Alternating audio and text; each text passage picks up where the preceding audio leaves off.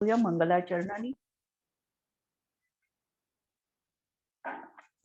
S सुरासुर मनुसिंद्र वंदिदम घोदघायिकं ममलं प्रणमामि वर्धमानं तित्थं धम्मस्य कर्तारं से पुनतिथयरे ससौवसिद्धे विशुद्ध सद्भावे समनेय नानदंसन चरित तव वीर्यायारे ते सव्वे समगं पत्तेगमेव पत्तेगं वन्दामि अवट्टन्ते अर्हन्ते मानुषे खेते किच्चार्हन्ताणं सिद्धाणं ताणमो गणहराणं अज्झावयवगाणं साहूनं चेदि सव्वेसिं ते सिं विशुद्धदंसन नानपहाणा समं समासेज्य उवसंपयामि सम्मं जतो निर्वाण संपत्ती। स्वाध्याय कक्ष संपेपर्यंत आपल्या सर्वांना चतुर्विध आहाराचा त्याग असणार आहे। अंतिम शासन नायक 1008 भगवान महावीर स्वामी की जय। द्वादशांग श्रुत देवी की जय। प्रवचनसार कुंदकुंद आचार्य प्रणीत ग्रंथ आपण बघतो आहे आणि सम्यक्त्व आपल्याला जर जीवनात प्राप्त करायचं असेल तर त्याचा उपाय अर्हंतांच्या द्रव्य गुण पर्यायांना आपल्याला समीचीन रीतीने जाणून घेऊन स्वतःचा आत्मा देखील तशाच प्रकारचा आहे ही श्रद्धा जीवनात जोपासायची आहे। सम्यक्त्व प्राप्ती झाल्यानंतर रागद्वेष जर उफाळून येत असतील आणि येणारच आहेत, या रागद्वेषांना जर जीवनातून काढून टाकायचं असेल तर या रागद्वेषांना देखील आम्हाला कशा रीतीने बाजूला करता येईल तर आम्हाला या प्राप्तीचा उपाय देखील आचार्यांनी सांगितलेला आहे की हे प्रमाद आहेत, हे चोर आहे आणि यांच्याकडून ठगविल्या जाऊ नये म्हणून मला जीवनात जागरूक राहावं लागणार आहे। सातत्याने रागद्वेषांपासून मी कसा दूर राहू शकेल हा प्रयत्न जीवनात करावा लागणार आहे।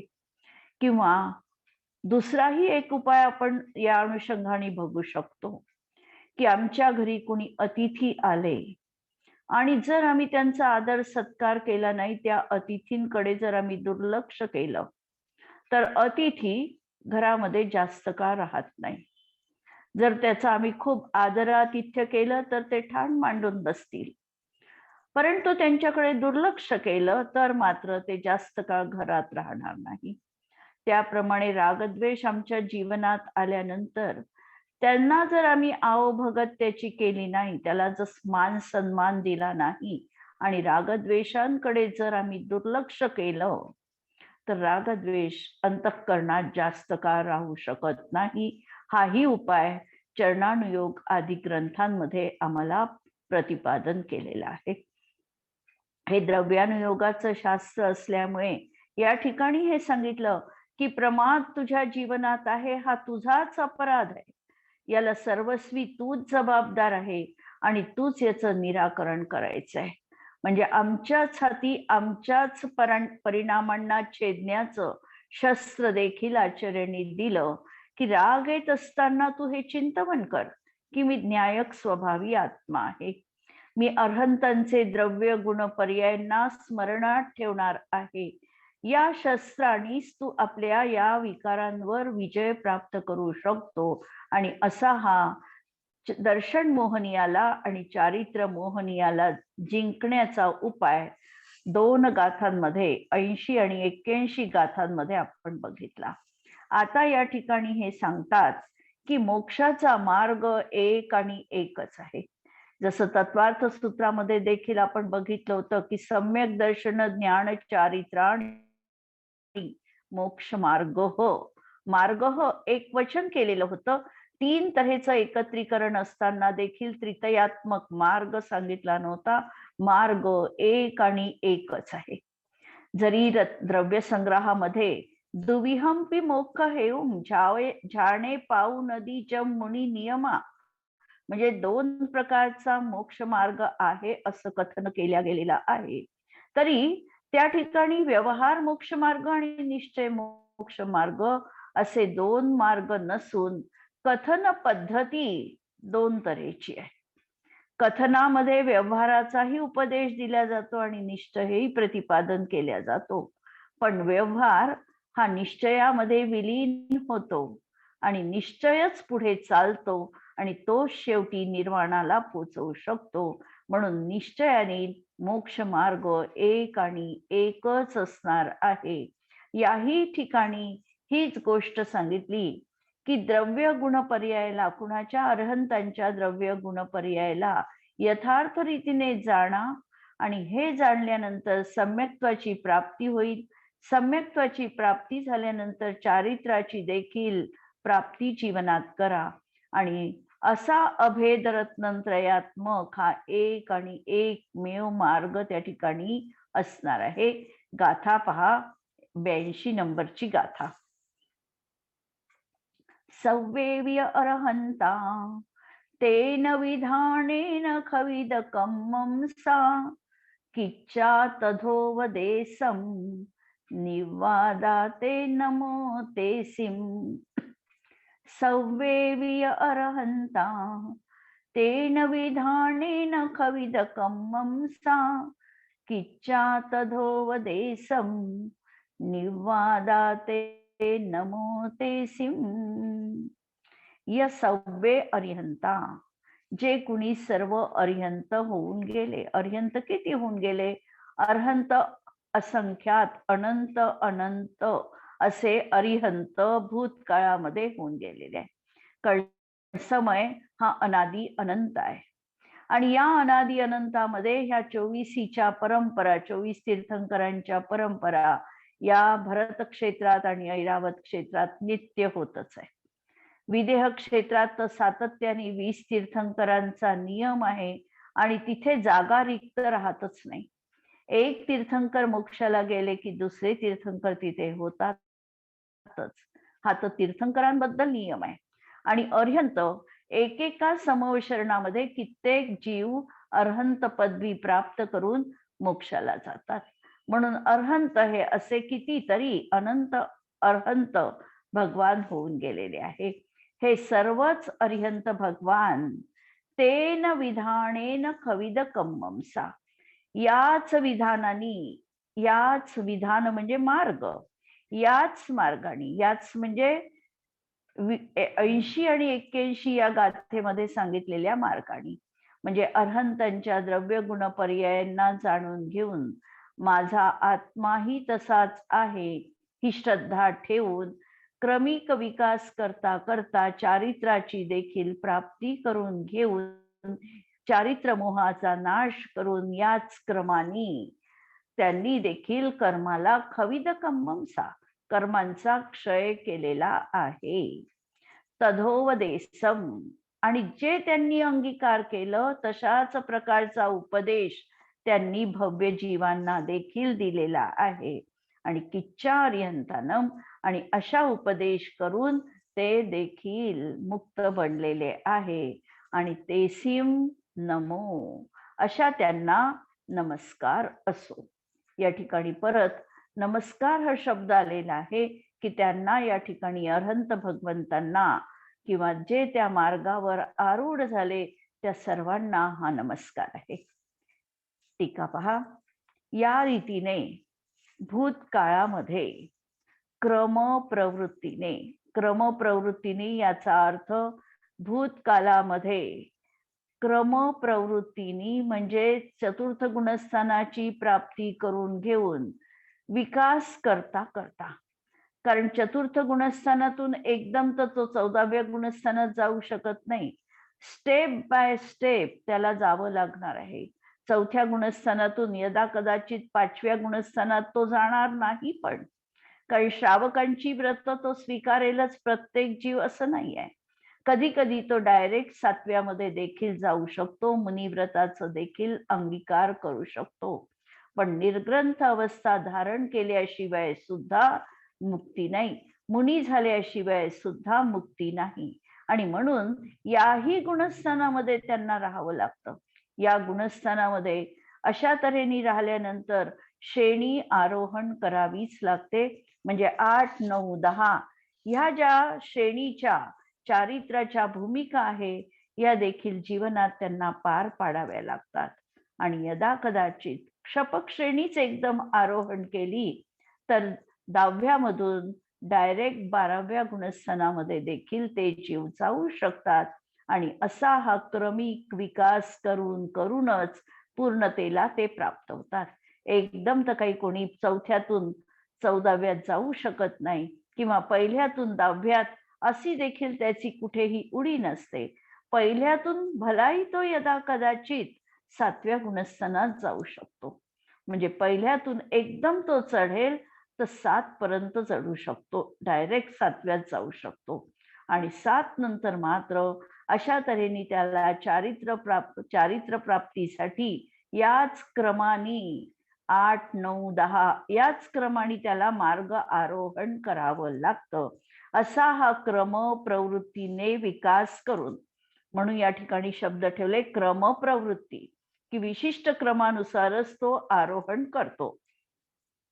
आणि असं सर्वच तीर्थंकर भगवंतांनी अन्य कोणताही मार्ग संभवत नसल्यामुळे, मोक्षाचा मार्ग एक आणि एकच आहे, दुसरा कोणताही संभावना देखील मोक्ष मार्गाची नाही. जर कोणी म्हटलं की ज्ञान मार्ग आहे, कोणी म्हटलं चारित्र्य मार्ग आहे, अशी आमच्या याच्यामध्ये संभावना नाही. 3ची एकता रूप हा एक आणि एकच अभेद रत्नत्रय हा एकमेवच मार्ग त्या ठिकाणी आहे. किंवा या गाथेमध्ये अरहंतांच्या द्रव्य गुण पर्यायांना जाणून चारित्र्य मोहाचा देखील नाश करणं म्हणजेच अभेद रत्नत्रयाची आराधना करणं हा एकमेव मार्ग त्या ठिकाणी सांगितला. बऱ्याच लोकांनी क्रियेतून धर्म मिळवा हे सांगितलं, कुणी ज्ञानाने मोक्ष होतो हे सांगितलं. पण आमचं ग्रंथ मात्र हे सांगणार आहे की मार्ग एक आणि एकच आहे, म्हणून दुसरा कुठलाही मार्गाची संभावना त्या ठिकाणी नाही. म्हणून द्वैत विरहित, म्हणून एक द्वैत नाही म्हणजे त्या ठिकाणी 2 मार्ग नाही. आणि अशा या एकाच प्रकाराने कर्मांच्या क्षयाचा स्वयं अनुभव घेतलेला आहे. अशाच मार्गाने ते देखील अरहंत गेलेले आहेत किंवा तीर्थंकर गेलेले आहेत. आता जे तीर्थंकर आहे ते परमहितेशी आहे, हिताचा उपदेश देतात. आणि ज्या वेळेला त्यांना तीर्थंकर पदवीचा बंद प्रारंभ होतो त्यावेळेला त्यांच्या अंतरंगामध्ये एक विराट आणि विश्वव्यापी कल्पना अंतरंगामध्ये स्फुरायमान झालेली असते. तीही की मी तर माझं आत्मकल्याण करून घेतलं, मला तर माझ्या सुखाचा मार्ग गवसला, पण या जगामध्ये असे कितीतरी कष्टी आणि दुःखी जीव आहे. अजूनही देहामध्ये ममत्व भाव त्यांचा विद्यमान आहे, अजूनही ते संसारामध्ये रुलत आहे. त्यांना मुक्तीची प्राप्ती कशी होईल हा एक विश्वव्यापी कल्याणाचा म्हणजे भाव त्यांच्या अंतरंगामध्ये जागृत होतो. आणि तो जागृत झाल्यामुळे त्यावेळेला त्यांना तीर्थंकर प्रकृतीचा बंध प्रारंभ होतो. ही तीर्थंकर प्रकृती ते सतत बांधत राहतात आणि अशा रीतीने ते तीर्थंकर म्हणून जन्माला येतात. आणि जेव्हा तीर्थंकर प्रकृतीचा उदय सुरू होतो त्यावेळेला समव शरणादी सर्व रचना होऊन कल्याणाचा मार्ग सर्वसामान्यांपर्यंत दाखविला जातो. म्हणून त्यांना म्हटलंय परम हितैषी, त्याचे परम हितकारी आहे. सहज त्यांच्या अंतरंगामध्ये ही भावना आली आणि त्याचा परिपाक तीर्थंकर ते बनले. आणि त्यांच्या वाणीमध्ये ही गोष्ट आली की मी या मार्गाने गेलो आहे, तूही या मार्गाने माझ्या मागून अनुसरण कर. अशा तऱ्हेचं हे त्यांच्या दिव्य ध्वनीमधून निघालेलं आहे. म्हणून परमहितेशी असल्यामुळे वर्तमान आणि भावी काळातही अन्य मुमुक्षु जीवांना, भावी काळामध्ये जे जे कुणी असतील त्यांना देखील त्यांनी हाच मार्ग त्या ठिकाणी प्रतिपादन केला. वर्तमानामध्ये त्यावेळेला त्यांच्या समवशरणामध्ये जे जीव स्थित असतील त्यांनाही हा मार्ग दाखविला आणि अन्य मुमुक्षु जीवांना त्यांनी तसाच उपदेश केलेला आहे आणि मोक्षाला ते प्राप्त झालेले आहे. इथपर्यंत त्यांनी ही वस्तुस्थिती जी त्यांच्या डोळ्या देखत किंवा अनुभव गोचर झाली ज्ञानींना, ती या ठिकाणी कथन केली आणि आता सांगतात की म्हणून मीही मोक्षाचा अन्य कोणताही उपाय नाही असा निश्चय करतो. हे सगळं ऐकल्यानंतर, पाहिल्यानंतर, अनुभवल्यानंतर प्रत्येकाचा निर्णय हा झालेला आहे की अरे मोक्षाचा मार्ग तर हाच आहे आणि हाच आता एकमेव मला उपाय करायचा आहे. फार सांगणं आता पुरं. आणि त्या ठिकाणी आचार्य या चर्चेला आता विराम देऊ इच्छितात, कारण चर्चा त्याच्यापेक्षा साधना महत्वाची आहे. चर्चेमध्ये विनाकारण क्षण घालविणं त्यांना मान्य नाही. चर्चा तर कितीही केली तरी चर्चेचा अंत नाही. म्हणून ते सांगतात की चर्चा ही नको आता, अलम प्रलपितेन, आता हा प्रलाप पुरे झाला, ही व्यर्थ निरर्थक चर्चा पुरे झाली. चर्चा खूप झाली, विस्तार खूप झाला. आता या चर्चेला विराम देऊया आणि आत्मसाधनेमध्ये आपण क्रियेच्या माध्यमातून तत्पर होऊया, आत्मसाधना जीवनात अंगीकार करूया. म्हणजे अशा तऱ्हेचा या चर्चेला त्यांनी विराम दिला. म्हणून सांगितलं आता सांगणे पुरे. आता माझ्या बुद्धीचा निश्चित निर्णय झालेला आहे. व्यवस्थिता मतिर्मम, माझी मती जी आहे, बुद्धी जी आहे, ही आज तागायत पर्यंत भरकटलेली होती. परामध्ये आपलं पण मानत होती, त्या नंतर शरीरामध्ये आपलं पण मानत होती, रागद्वेषामध्ये आपलेपणा मानत होती, परवस्तूंमध्ये इष्ट अनिष्ट कल्पना करत होती. अशी माझी ही बुद्धी जी होती, ही विपरीत बुद्धी होती. आता व्यवस्थिता हा मती ही मम, माझी मती आता खूप व्यवस्थित झालेली आहे. मी जे काही उन्मत्ताप्रमाणे वागलो, हा आता भाव माझ्या जीवनातला निघून गेलेला आहे आणि मी स्थिर प्रवृत्तीचा स्थितप्रज्ञ ज्याला आपण म्हणू शकतो की सुख दुःख समेकृत्वा लाभा लाभो जया जये, अशा प्रकारची माझी आता मती व्यवस्थित स्थित झालेली आहे. आणि असं म्हणून आचार्य नमस्कार करतात की नमो भगवद्भ्यः, असा हा भगवंतांना त्यांनी नमस्कार केलेला आहे. म्हणून मोक्षाचा मार्ग एकच आहे आणि अभेदरत्नंत्र आहे. आणि ज्या वेळेला नमो भगवद्भ्यः, तर या शब्दाला जयसेनाचार्यांनी विशेष खुलासा केलेला आहे. तो असा की आचार्य अमृतचंद्र असो किंवा आचार्य कुंदकुंद असो, यांनी मोक्ष मार्गाचा निश्चय करून निज शुद्धात्म अनुभूती स्वरूप मोक्ष मार्गाला प्रथमतः नमस्कार कशाला केलेला आहे, तर मोक्ष मार्गाला नमस्कार केला. म्हणजे मोक्ष मार्गाचा निश्चय करून निज शुद्धात्म अनुभूती स्वरूप जो मोक्ष मार्ग आहे त्याला नमस्कार आहे. दुसरा, त्याचा उपदेश देणाऱ्या अरिहंतांना आणि या दोन्ही स्वरूपाचे म्हणजे मोक्ष मार्ग आणि अरहंत भगवान या दोन्ही स्वरूपाचे अभिलाषी असणाऱ्या संतांना म्हणजेच मुनींना, साधूंना या ठिकाणी नमो भगवद्भ्यः या शब्दाने नमन केलेलं आहे.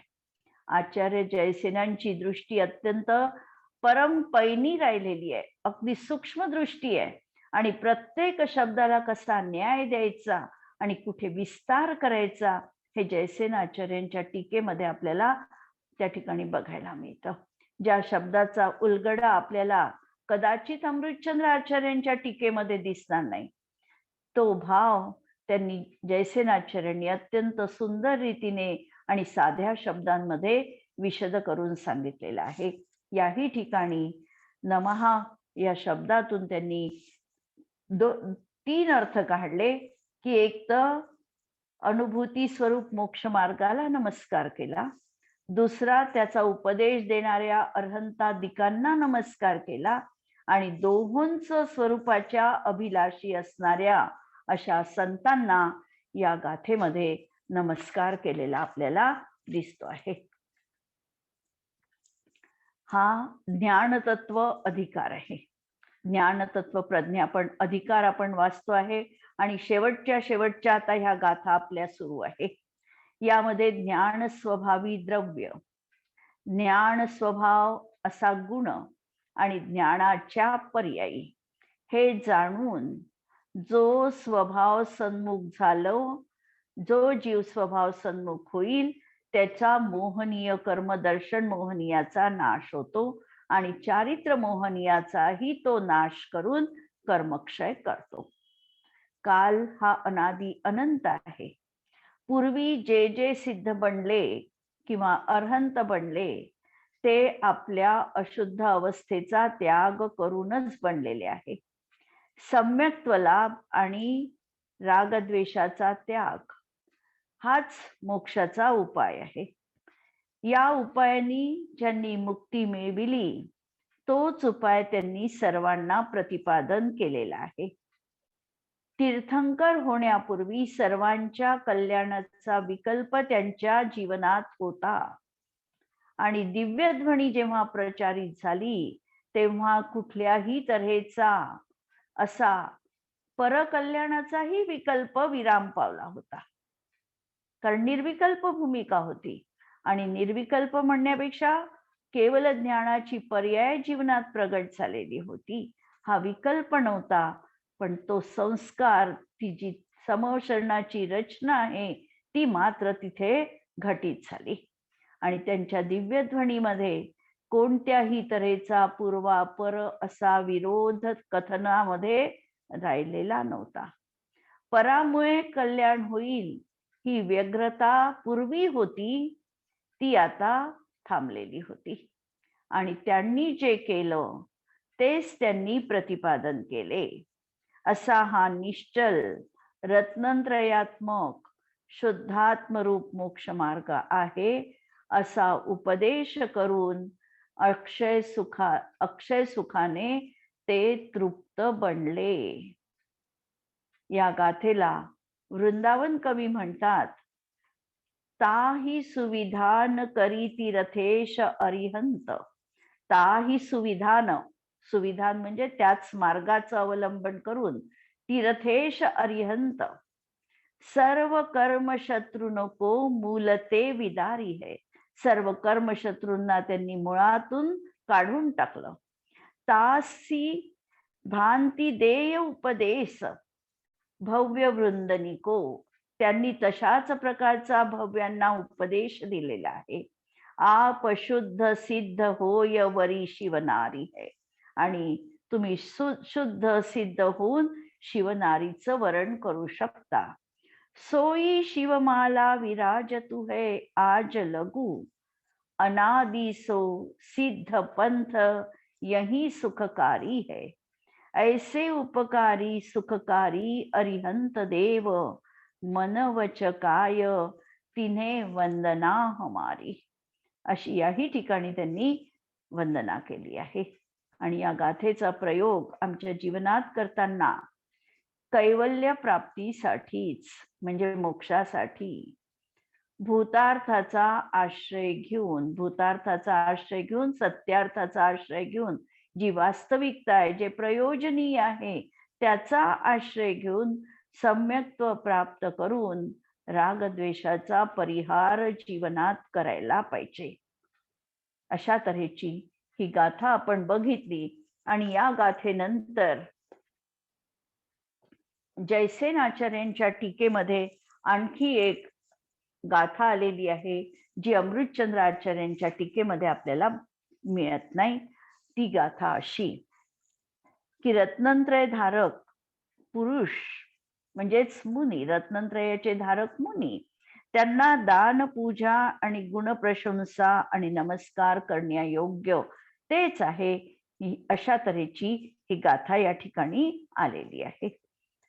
दंसन सुद्धा पुरीसा नान पहाणा समग्र चरियत्था पूजा सत्कार हिरिहा दानस्य यही ते नमो ते सिम. दंसन सुद्धा पुरीसा नान पहाणा समग्र चरियत्था पूजा सत्कार रिहा दानस्य यही ते नमो ते सिम. दंसन सुद्धा पुरुषा, जे पुरुष याचा अर्थ मुनी लावा या ठिकाणी, किंवा पुरुष याचा अर्थ जे आत्मार्थी आहे ते लावा, असे जे सम्यक दर्शनाने शुद्ध आहे. आणि नान पहाणा, ज्ञानामध्ये जे प्रधान आहे, आणि सम्यक चरियत्ता, चारित्र्यामध्ये परिपूर्ण रीतीने स्थित आहे, ते पूजा सत्कार रिहा आणि दानस्य, ते जीव पूजा सत्कार आणि दान देण्यास योग्य आहे, आणि त्यांनाच या ठिकाणी नमस्कार केलेला आहे.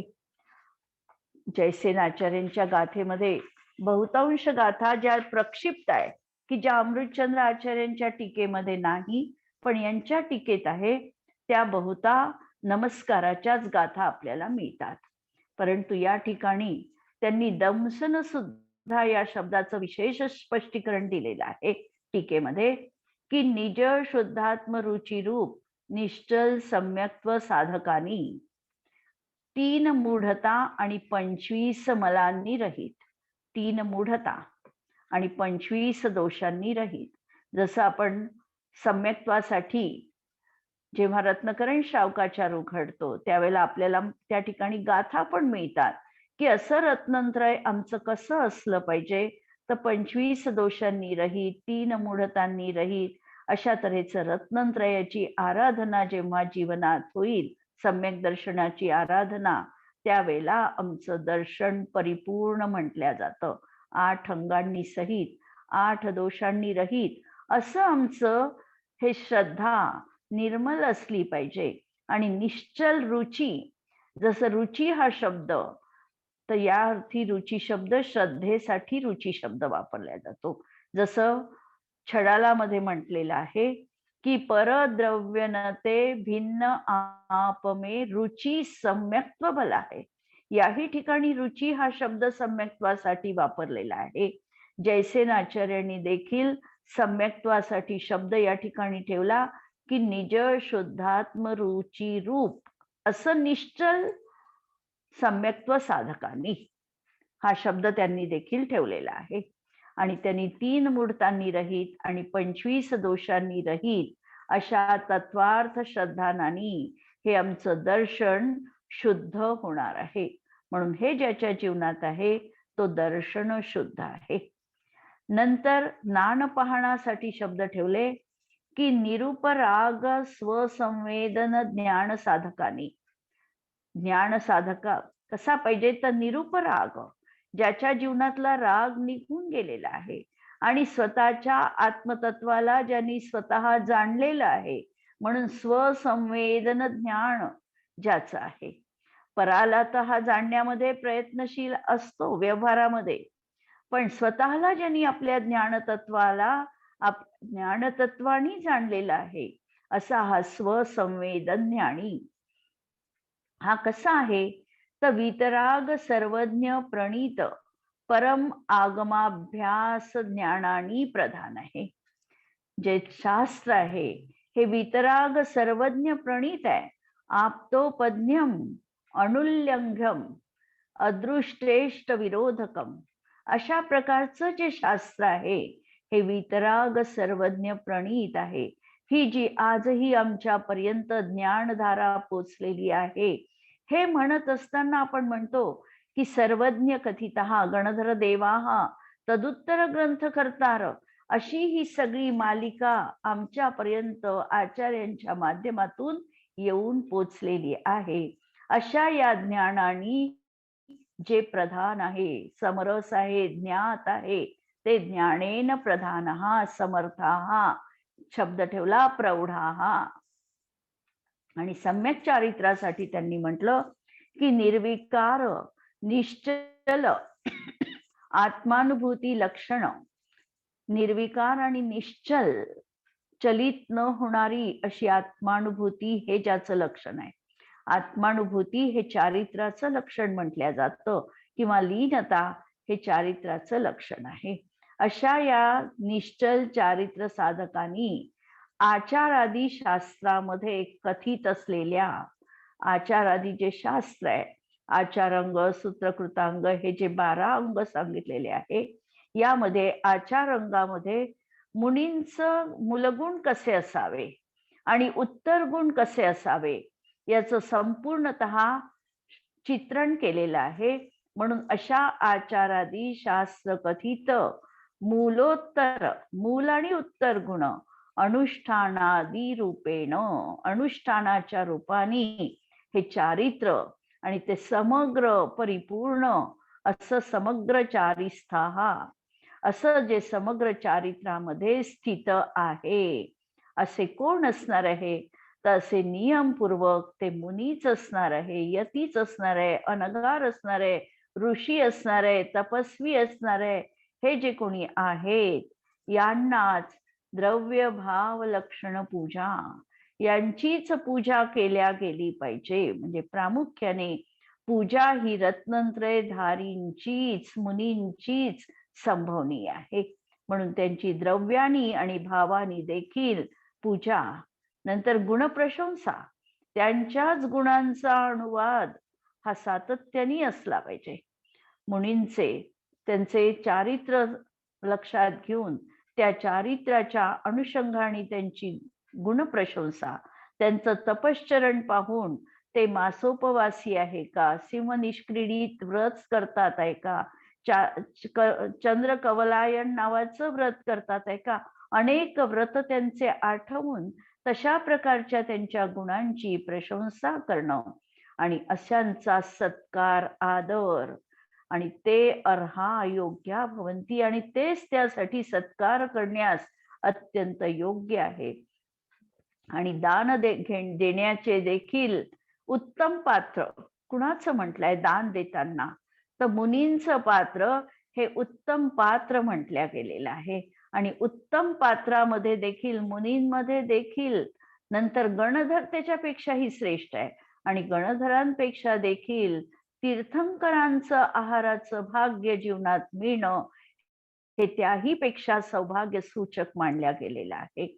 म्हणजे एक तर उत्तम पात्र, उत्तम मध्ये सुद्धा मुनी, गणधर, तपस्वी, म्हणजे अशा प्रकारची त्यांची देखील जी श्रेणी आहे, त्या श्रेणी अनुसार जर त्यांचा असा दानभाव आमच्या जीवनात असेल तर तेच दानासाठी खऱ्या अर्थाने सत्पात्र म्हटल्या जातात, योग्य पात्र म्हटल्या जातात. आणि सत्पात्री दिलेलं दान हे थोडस जरी दिल्या गेलं तरी बहुपुण्यशालिनी, ते आम्हाला बहुपुण्यकारी असणार आहे. अत्यंत भक्तिभावपूर्वक दिलेलं छोटस दान देखील अत्यंत फलीभूत होऊन आम्हाला वटवृक्षासारखी शीतल छाया त्या ठिकाणी प्रदान करू शकते. तर अशा तऱ्हेचा नमः तेभ्यः, त्यांना नमस्कार केलेला आहे किंवा तेच नमस्कार करण्यासाठी योग्य आहे. ही गोष्ट या नमस्काराच्या गाथेमध्ये आचार्य जयसेनांनी आपल्याला सांगितली आहे.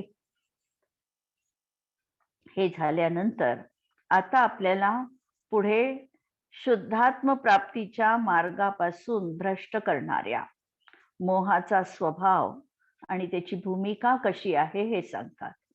आतापर्यंत आम्हाला आचार्यांनी मार्ग सांगितला. पहिल्यांदा शुद्धोपयोगाधिकाराचं फळ सांगितलं की सिद्ध कशा प्रकारचं सुख अनुभवतात आहे. त्यानंतर ज्ञान प्रपंच अधिकार ठेवून त्या ठिकाणी ज्ञानाची महती कथन केली. नंतर सुख, त्याच्यानंतर येणारं अनुषंगाने आम्हाला सुखाचंही कथन केलं. नंतर जीवनामध्ये लौकिक सुख देखील मिळतं, त्याचं अस्तित्व तर त्यांनी मान्य केलं. म्हणजे पुण्याच्या माध्यमातून ही लौकिक सामग्री मिळते, हे पुण्य जीवनात आहे, म्हणून त्यांना शुभोपयोगाधिकार सांगावा लागला. पण शुभोपयोगाधिकाराच्या निष्कर्षाप्रत पोचताना आचार्य सांगतात की या शुभोपयोगामध्ये तुम्ही अडकून राहू नका. शुभोपयोगामध्ये जो अडकेल तो शुद्धोपयोगाला प्राप्त करणार नाही आणि त्याचं सम्यक्त्व त्याला प्राप्त होणार नाही, हे सांगून त्यांनी सम्यक्त्व प्राप्तीचा आणि चारित्र्य प्राप्तीचा उद्यम सांगितला. आणि सर्व जीव याच मार्गाने गेलेले आहे हे देखील सांगितलं. आणि आता या शुद्धात्म प्राप्तीच्या मार्गापासून जो भ्रष्ट करणारा आहे, असं सगळ्यात आमचा प्रबल शत्रू कोणता असेल तर मोहनीय कर्म. आता द्रव्य मोहनीय कर्म लावायची गरज नाही. आमच्याच अंतरंगामधला असलेला मोहभाव, रागभाव आणि द्वेषभाव. आमचा शत्रू आमच्यासाठी बाह्य नाही, आमच्यातच आमचा शत्रुभाव विद्यमान आहे आणि या शत्रूला आम्हाला नष्ट करायचंय. आमचा जो स्वभाव आहे, या स्वभावाला तो प्रगट होऊ देत नाही. आमचा स्वभाव या शत्रूच्या आक्रमणाने तिरोहित झालेला आहे. आणि म्हणून याचं स्वरूप कसं आहे हे आता या गाथेमध्ये आचार्य आपल्याला सांगणार आहे. मोहनीयाचा स्वभाव, मोहनीय कर्म, विपरीत मान्यता आणि विपरीत चारित्र्याचं द्योतक आहे. जर आमच्या जीवनात विपरीत अभिनिवेश असेल, विपरीत मान्यता असेल, तर अजूनही मिथ्यात्वाचं स्थान आहे. आणि आमच्या अंतरंगात रागद्वेषांचे तरंग निरंतर उठत असतील तर चारित्र्य मोहाचा आमच्या जीवनात सद्भाव आहे. आणि दर्शन मोहनीय गेल्याशिवाय चारित्र्य मोहनीय जात नाही. प्रथमतः जाईल तर ते मिथ्यात्व जाईल आणि नंतर रागद्वेष त्याच्या भूमिकेनुसार जाणार आहे. तर ही गोष्ट 3 प्रकारच्या आम्हाला भूमिका बघायच्या आमच्यातच भावांच्या. एक मोह, ज्याला म्हटलं मिथ्यात्व, ममत्व भाव. दुसरा राग म्हणजे प्रीतीचा भाव आणि तिसरा द्वेष म्हणजे अनिष्ट बुद्धी. या तीनही ना आम्हाला जीवनातून काढायचं आहे. पण काढायचं आहे म्हटल्याने निघणार नाही. त्याचं स्वरूप प्रथमतः आम्हाला समजायला पाहिजे. आणि म्हणून ही भूमिका आता या 2 गाथांमधून आचार्य स्पष्ट करणार आहे. उद्याच्या याच्यात आपण या गाथा बघूया. जिनवाणी के ज्ञान से सूझे लोकालोक, सो जिनवाणी मस्तक नमो सदा देत हूँ घोक. नमो अरिहंताणम, नमो सिद्धाणम, नमो आयर्याणम, नमो वज्रायाणम, नमो लोये सवसाहुनम. सर्वांना जय जिनेंद्र.